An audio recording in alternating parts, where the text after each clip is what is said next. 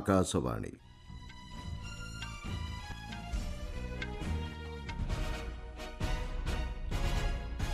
संवाद पढ़ुछंती मलय रंजन मिश्र।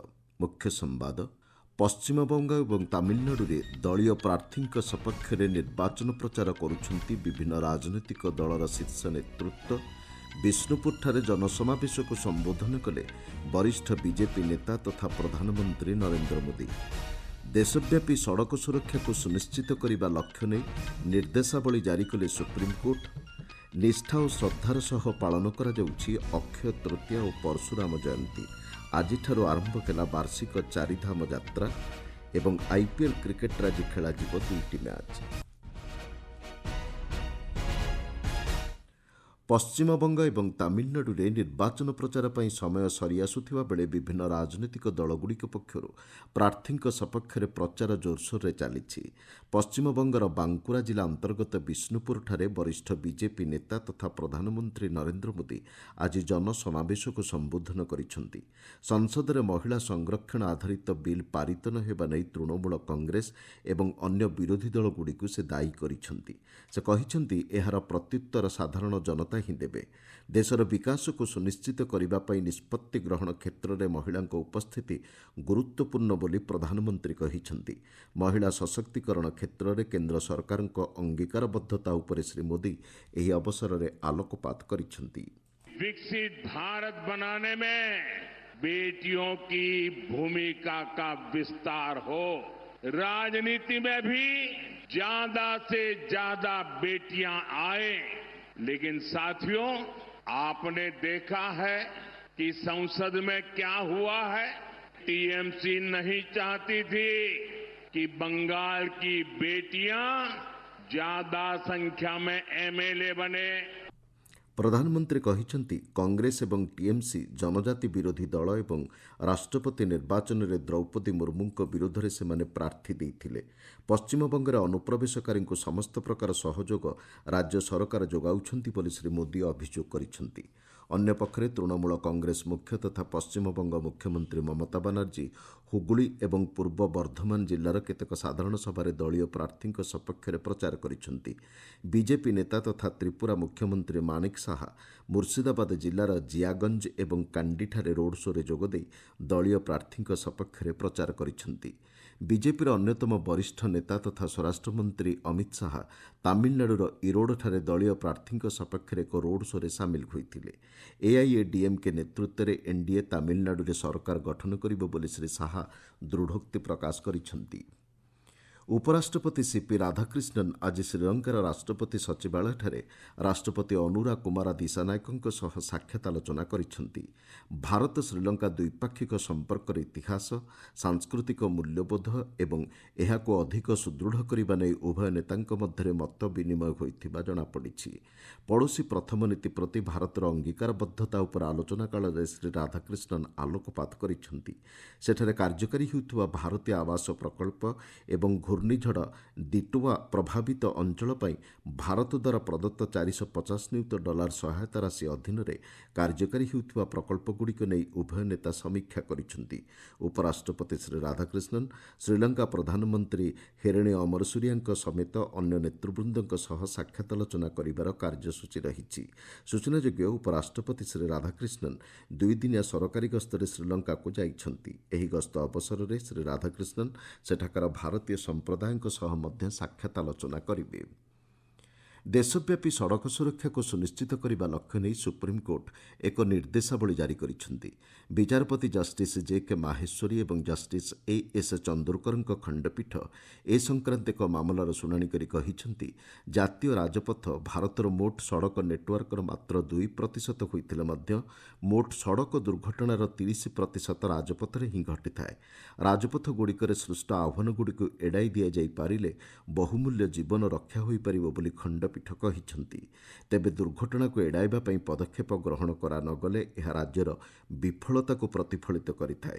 ଏହାକୁ ଦୃଷ୍ଟିରେ ରଖି ଖଣ୍ଡପୀଠ ଏକ ନିର୍ଦ୍ଦେଶାବଳୀ ଜାରି କରିଛନ୍ତି।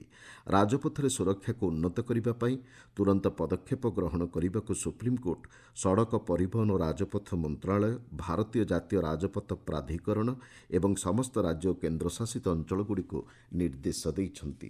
ଆପଣମାନେ ସମ୍ବାଦ ଶୁଣୁଛନ୍ତି ଆକାଶବାଣୀରୁ।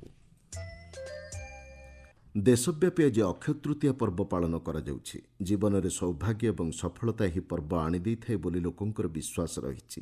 ଏହି ଅବସରରେ ବିଭିନ୍ନ ଆଧ୍ୟାତ୍ମିକ କାର୍ଯ୍ୟକ୍ରମର ଆୟୋଜନ କରାଯାଉଛି। ପରଶୁରାମ ଜୟନ୍ତୀ ମଧ୍ୟ ଆଜି ପାଳନ କରାଯାଉଛି। ଭଗବାନ ବିଷ୍ଣୁଙ୍କ ଷଷ୍ଠ ଅବତାର ହେଉଛନ୍ତି ଭଗବାନ ପରଶୁରାମ।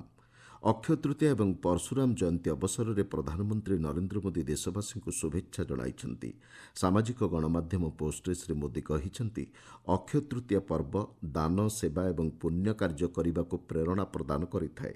ଭଗବାନ ପରଶୁରାମ ସମସ୍ତଙ୍କୁ ଅନ୍ୟାୟ ବିରୁଦ୍ଧରେ ଦୃଢ଼ ହେବା ଏବଂ ସତ୍ପଥରେ ପରିଚାଳିତ ହେବାକୁ ପ୍ରେରଣା ପ୍ରଦାନ କରିଥାନ୍ତି।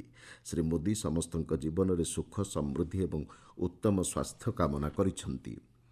ଅକ୍ଷୟ ତୃତୀୟା ଅବସରରେ ଉତ୍ତରାଖଣ୍ଡରେ ଆଜିଠାରୁ ବାର୍ଷିକ ଚାରିଧାମ ଯାତ୍ରା ଆରମ୍ଭ ହୋଇଛି। ଯମୁନେତ୍ରୀ ଧାମ ଏବଂ ଗଙ୍ଗୋତ୍ରୀ ଧାମର ଆଜି ଦ୍ୱାର ଉନ୍ମୁକ୍ତ ହୋଇଛି। ଦେବୀ ଗଙ୍ଗାଙ୍କ ପ୍ରତିମା ଗଙ୍ଗୋତ୍ରୀ ମନ୍ଦିରରେ ଏବଂ ଯମୁନାଙ୍କ ପ୍ରତିମା ଯମୁନେତ୍ରୀ ମନ୍ଦିରରେ ସମ୍ପୂର୍ଣ୍ଣ ରୀତିନୀତି ସହ ସ୍ଥାପନ କରାଯାଇଛି। ମନ୍ଦିରଗୁଡ଼ିକୁ ଫୁଲରେ ଆକର୍ଷଣୀୟ ଭାବେ ସଜ୍ଜିତ କରାଯାଇଛି।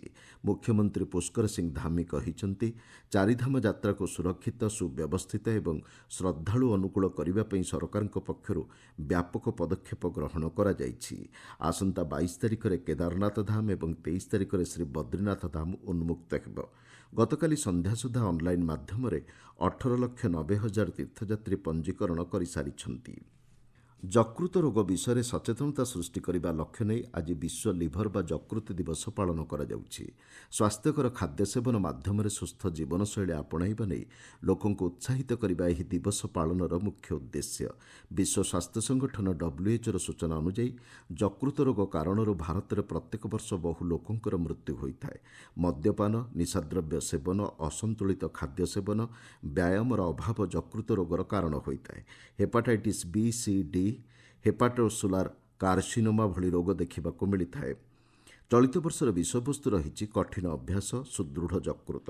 ଏହି ଅବସରରେ ସ୍ୱାସ୍ଥ୍ୟମନ୍ତ୍ରୀ ଜଗତ ପ୍ରକାଶ ନଡ୍ଡା ଦେଶବାସୀଙ୍କୁ ସ୍ୱାସ୍ଥ୍ୟର ଦାୟିତ୍ୱ ନେବାକୁ ପରାମର୍ଶ ଦେଇଛନ୍ତି। ସୁସ୍ଥ ଯକୃତ ଏବଂ ସୁସ୍ଥ ଭବିଷ୍ୟତ ପାଇଁ ପ୍ରତ୍ୟେକ ଦିନର ଜୀବନଶୈଳୀରେ ସୁସ୍ଥତା ଆପଣେଇବାକୁ ଶ୍ରୀ ନଡ୍ଡା ଆହ୍ୱାନ ଦେଇଛନ୍ତି। ସାମାଜିକ ଗଣମାଧ୍ୟମ ପୋଷ୍ଟରେ ସେ କହିଛନ୍ତି, ସୁସ୍ଥ ଯକୃତ ସୁସ୍ଥ ଜୀବନଶୈଳୀର ଚାବିକାଠି। ଜଳବାୟୁ, ବାୟୁ ପ୍ରଦୂଷଣ ଏବଂ ପାଣିପାଗ ନିରୀକ୍ଷଣ କରିବା ଲକ୍ଷ୍ୟ ନେଇ ପ୍ରସ୍ତୁତ G20 ଉପଗ୍ରହ ଆସନ୍ତା ବର୍ଷ ଉତ୍କ୍ଷେପଣ କରାଯିବାର ସମ୍ଭାବନା ରହିଛି ବୋଲି ଇସ୍ରୋ ଅଧ୍ୟକ୍ଷ ଭି ନାରାୟଣନ୍ କହିଛନ୍ତି। ହାଇଦ୍ରାବାଦସ୍ଥିତ ଇଞ୍ଜିନିୟରିଂ ଷ୍ଟାଫ୍ କଲେଜ ଅଫ୍ ଇଣ୍ଡିଆରେ ଗତକାଲି ଏକ ସମାବେଶକୁ ସମ୍ବୋଧନ କରି ଡକ୍ଟର ନାରାୟଣନ୍ କହିଛନ୍ତି, ବିନା ପ୍ରତିବନ୍ଧକରେ ଗୋଟିଏ ରକେଟ୍ ବ୍ୟବହାର କରି ଭାରତ 100ରୁ ଅଧିକ ଉପଗ୍ରହ ମହାକାଶରେ ସ୍ଥାପନ କରିପାରିଛି। ଏ କ୍ଷେତ୍ରରେ ଭାରତ ବିଶ୍ୱର ପ୍ରଥମ ରାଷ୍ଟ୍ର ହୋଇଛି। ସେ କହିଛନ୍ତି, G20 ଦେଶଗୁଡ଼ିକ ପାଇଁ G20 ଉପଗ୍ରହ ଉତ୍କ୍ଷେପଣରେ ଭାରତ ପ୍ରମୁଖ ଭୂମିକା ଗ୍ରହଣ କରୁଛି। 2040 ସୁଦ୍ଧା ଚନ୍ଦ୍ରକୁ ମାନବ ପଠାଇବା ପାଇଁ ଇସ୍ରୋ ପକ୍ଷରୁ ପ୍ରୟାସ ଜାରି ରହିଛି। ଏଥିସହିତ ଗଭୀର ମହାସାଗର ମିଶନର ଏକ ପ୍ରକଳ୍ପ ସମୁଦ୍ରାୟନ ପାଇଁ ଭାରତ କାର୍ଯ୍ୟ କରୁଛି ବୋଲି ସେ କହିଛନ୍ତି। ଏହି କାର୍ଯ୍ୟକ୍ରମରେ DRDO, ଇସ୍ରୋ ଏବଂ ଏରୋନଟିକାଲ ସୋସାଇଟି ଅଫ୍ ଇଣ୍ଡିଆର ବୈଜ୍ଞାନିକ ଦଳ ଯୋଗ ଦେଇଥିଲେ। ପ୍ରତିରକ୍ଷା ମନ୍ତ୍ରୀ ରାଜନାଥ ସିଂ ଆସନ୍ତା ମଙ୍ଗଳବାରଠାରୁ 3 ଦିନିଆ ଜର୍ମାନ ଗସ୍ତରେ ଯିବେ।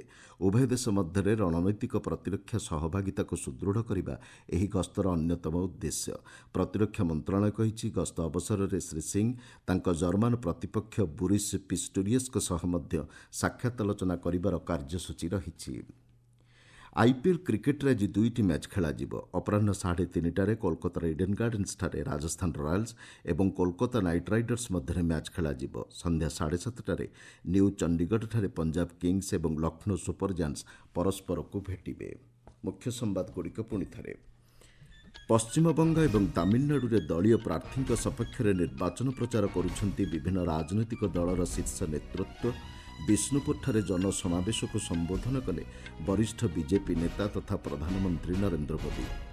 ଦେଶବ୍ୟାପୀ ସଡ଼କ ସୁରକ୍ଷାକୁ ସୁନିଶ୍ଚିତ କରିବା ଲକ୍ଷ୍ୟ ନେଇ ନିର୍ଦ୍ଦେଶାବଳୀ ଜାରି କଲେ ସୁପ୍ରିମକୋର୍ଟ। ନିଷ୍ଠା ଓ ଶ୍ରଦ୍ଧାର ସହ ପାଳନ କରାଯାଉଛି ଅକ୍ଷୟ ତୃତୀୟା ଓ ପରଶୁରାମ ଜୟନ୍ତୀ। ଆଜିଠାରୁ ଆରମ୍ଭ ହେଲା ବାର୍ଷିକ ଚାରିଧାମ ଯାତ୍ରା ଏବଂ ଆଇପିଏଲ୍ କ୍ରିକେଟରେ ଆଜି ଖେଳାଯିବ 2ଟି ମ୍ୟାଚ୍। ସମ୍ବାଦ ଶେଷ ହେଲା।